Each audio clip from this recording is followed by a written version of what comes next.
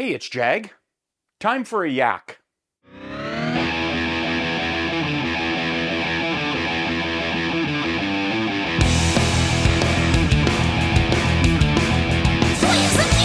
Yeah.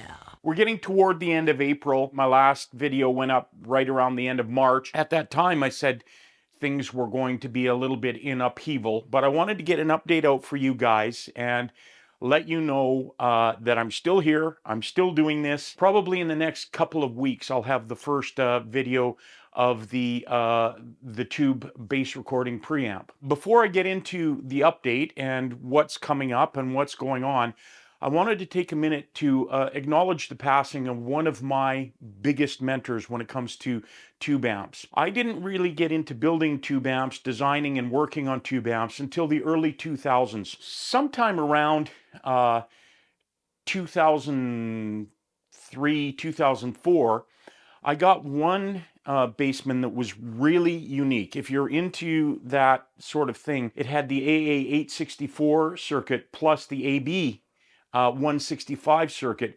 It was a hybrid of both. It might have been a one of a kind.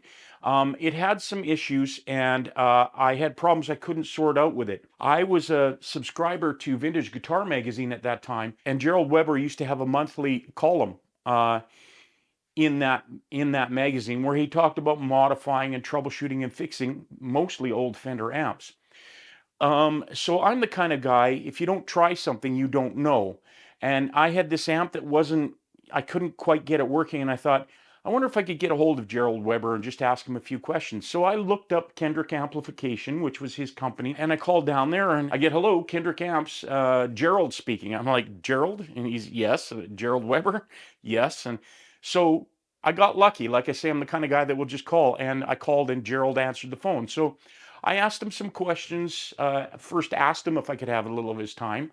Asked him some questions, told him the kind of problems that I was having with the amp. He gave me some suggestions, and we ended up talking on the phone a fair bit for a year or two, probably from 2003 to 2005, and a lot of emails too. I have an archive of those. I always found Gerald to be very helpful, a little bit of a redneck. He would say so himself. So if you got him on the wrong day, he'd be a little grumpy. But he was really helpful and really knowledgeable. I would not have gotten as far as I have with tube amplification if it hadn't been for those calls with Gerald and his articles in Vintage Guitar Magazine and even his books. The first book actually that I got for working on tube amps, or to kind of learn about tube amps, was his desktop reference of hip vintage guitar amps. There was a lot of really good information in here, and I liked that book so much. I knew he had a second book, Tube Amp Talk for the Guitarist and Tech, so I got that one as my second one. And being a fan, when he came out with Tube Guitar Amplifier Essentials, I got that too. So I've got his three main books. To my knowledge, Gerald wasn't actually an electronics engineer. My understanding is he owned a butcher shop or a meat company or something. And he was a guitar player, and just kind of same as me, got into amps and wondering what he could do with them. Some people do kind of disparage him for that. But I don't. I think Gerald was probably a lot like Leo Fender. I don't think Leo Fender had a really major engineering background. I could be wrong about that. But it was more of an experimenter and a tinkerer, a lot like ham radio operators used to be and probably still are. So I got a lot of help from Gerald. Gerald passed away this past week, and I was very sad to hear that. I hadn't talked to him, not like we were great friends, but as I said, we did talk on the phone occasionally, and I hadn't talked to him in quite a few years. But I will miss that possibility is no longer there. So I just wanted to take a minute and say, rest in peace, Gerald Weber. Well done. So on to the update. Obviously, I'm in the wood shop today. The next project I'm doing is another electronics project, so it won't be in here. That will be the tube recording preamp for bass. We'll head into the electronics shop in a little bit, and I'll show you where I'm at with that. I've started on it already, but the reason I'm out here is they've just announced the 2024 Jurgs Cup, which is build using big box store timbers. The project after the tube preamp, and I have said this before, is going to be finishing Butch Jr., the second guitar I had started when I did my GGBO 2022 guitar build. And I still have that sitting over here, and I really do want to finish that. And they announced the Yerg's Cup, and I started thinking about it. This build, Butch Jr., is going to be my Yerg's Cup entry. And it ties together the first year, which is use what you've got. In other words, I've got materials and I actually started on a rough cut of the body and all that. So I've got that. Also, the timbers, a lot of the timbers in that guitar were bought at a shop here in Canada, Windsor Plywood. They're not exactly a big box store, but they are a timber and hardware store, and they are a chain. There are 4 or 5 here in my town, and I don't know how many across Canada. So, in my estimation, that qualifies for using big box store timber. I don't know what I'm going to need to get for hardware for this guitar, but my starting point is the rough cut body for Butch Jr. that I started a couple years ago. It's from the same slab as my GGBO 2022 guitar, and I got that at, as I say, Windsor Plywood. The top is the same, is another piece of the same figured oak that I used on my GGBO 2022 guitar. Also, I have a nice piece of flamed maple. This is what I'm going to make the neck out of, and if I recall correctly, this also came from Windsor Plywood. And using what you've got, I've got another fingerboard, same wood that I used for the fingerboard on the GGBO 2022 guitar. So this is going to be very similar in a lot of ways to the 2022 guitar. As far as plan for how I'm going to finish it, what I'm going to do with it, all of that, I hadn't really put too much thought into it yet. I probably have another month or two before I'm going to start on this. I'm hoping to finish this guitar by early to mid-fall.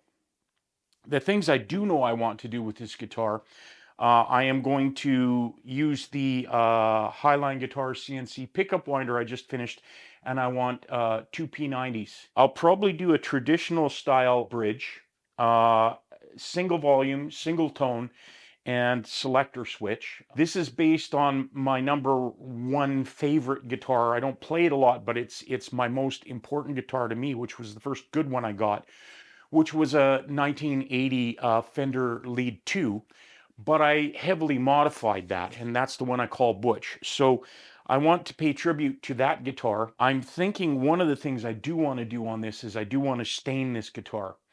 I like sunburst finishes, and I like cherry finishes. So I'm not sure if I'm going to stain this, at least the top, cherry, or if I'll do a more sort of traditional tobacco-ish sunburst, or maybe even a cherry burst kind of look. I don't know. I'm not going to do an angled headstock, so it'll be very Fender style. That's the initial plan for my Yerg's Cup entry for 2024-2025. There's a few jigs that I've wanted to build for a long time, and I'm going to build for this this entry. I want to build a flattening jig, also a fingerboard radiusing jig, and a neck carving jig. Those will actually be part of the build as well. They might actually be how I start that build. I think we're done out here for now. We'll head to the electronic shop and we'll talk about the bass preamp. I was going through some things, putting some things away. I still have a lot of things in boxes from when I had the flood down here about a year and a half ago. And I was unpacking some stuff, and I came across a box that said bass preamp, and it had my brother's name written on it. I remembered back in the dusty recesses of my mind that I had started working on this project when I first talked to my brother about it, which is at least 15 years ago. Like I said, I've been promising it to him for a lot of years. Anyway, I opened that box, and I found some scribblings of some circuit designs, and there were parts and things. I was going to do this project by actually building it out of a kit from London Power. London Power, Kevin O'Connor is out in Toronto, and he's one of my other gurus on tube amps. And I was going to build it from his kit based on his Spectrum bass amp.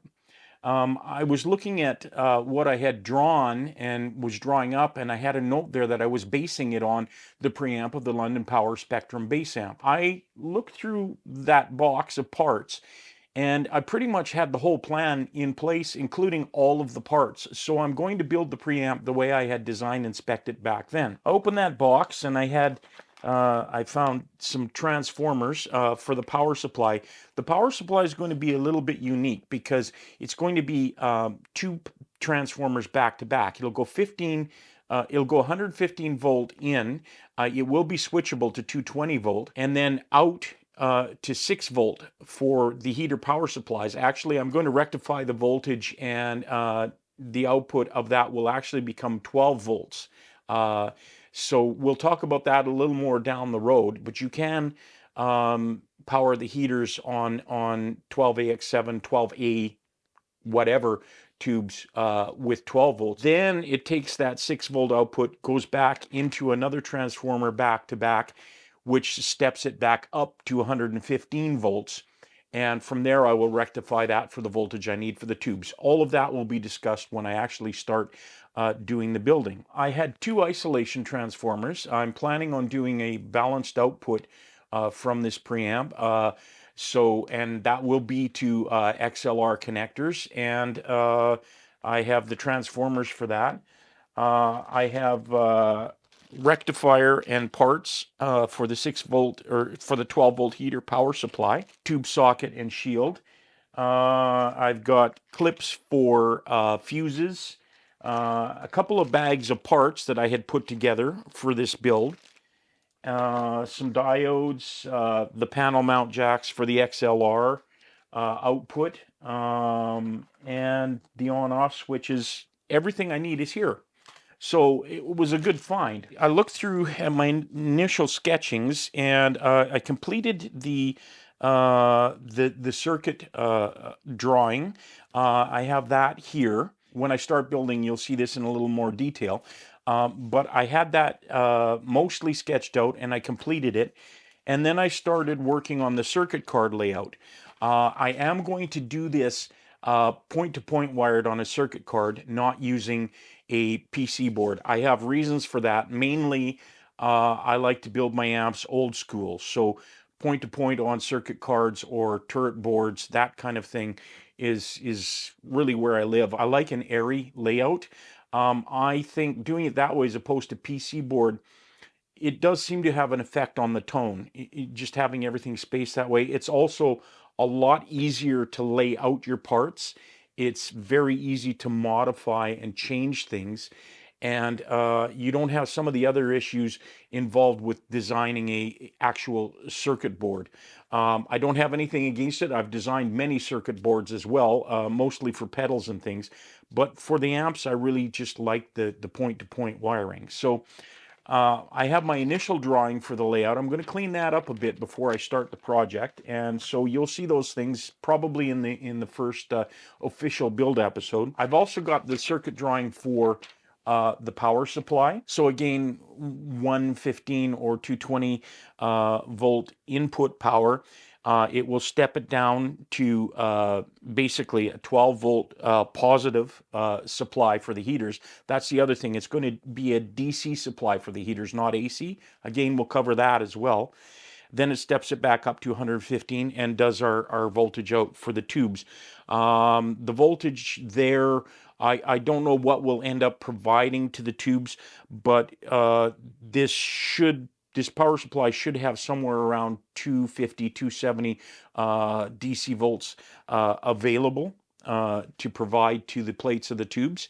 And like I say, we'll see what we do with the final design. So I've got that circuit drawn out, and I have the layout for it planned out. So I'm kind of way ahead of the game on this. I guess you could say it's a Mollerup Ampworks kit. Since I had this all put together and stored in a shelf for probably, like I say, 15, 16 years. I'm really looking forward to building this one.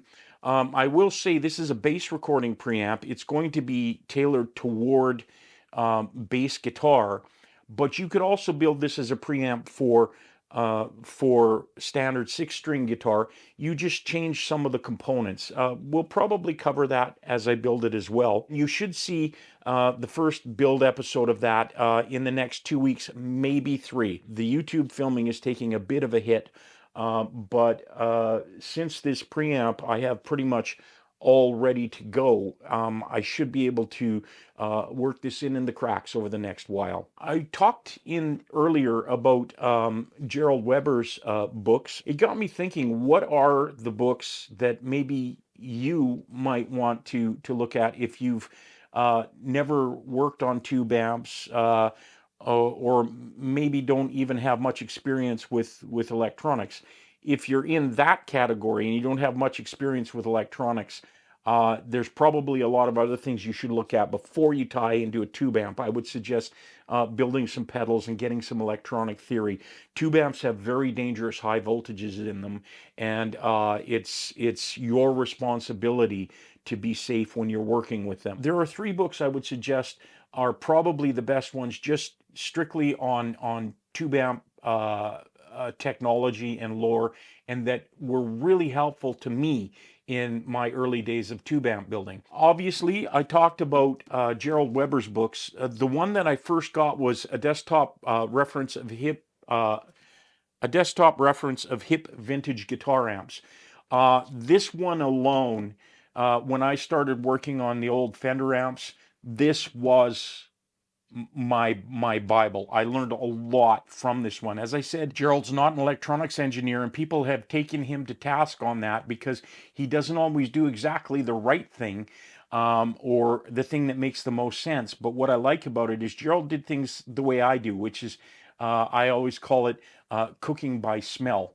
In other words, tube amps are really simple, and the things you can do to them are very simple. It's not much different than sort of cooking a steak. You just kind of find the things you like and put it together. Not a lot of theory, and there are some things that they aren't technically by the rules. I don't think Leo Fender went by the rules exactly either. So a desktop reference of hip vintage guitar amps, that's number 1 of 3. The other one is the Ultimate Tone Volume 3.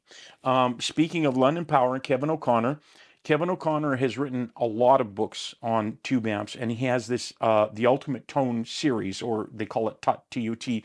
I have the whole series, 6 volumes. But when you look around and start looking, Volume 3 is the one that is really, really helpful and really kind of tells you about modifying and makes suggestions on things to modify and sort of explaining in easy terms what those changes do. So Kevin O'Connor's The Ultimate Tone, Volume 3, would be the second book I'd recommend. Another one that I found really helpful was Dave Funk's Tube Amp Workbook.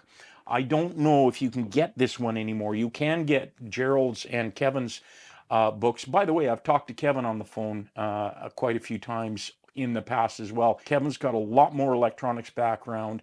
The Ultimate Tone series, like I say, 6 volumes.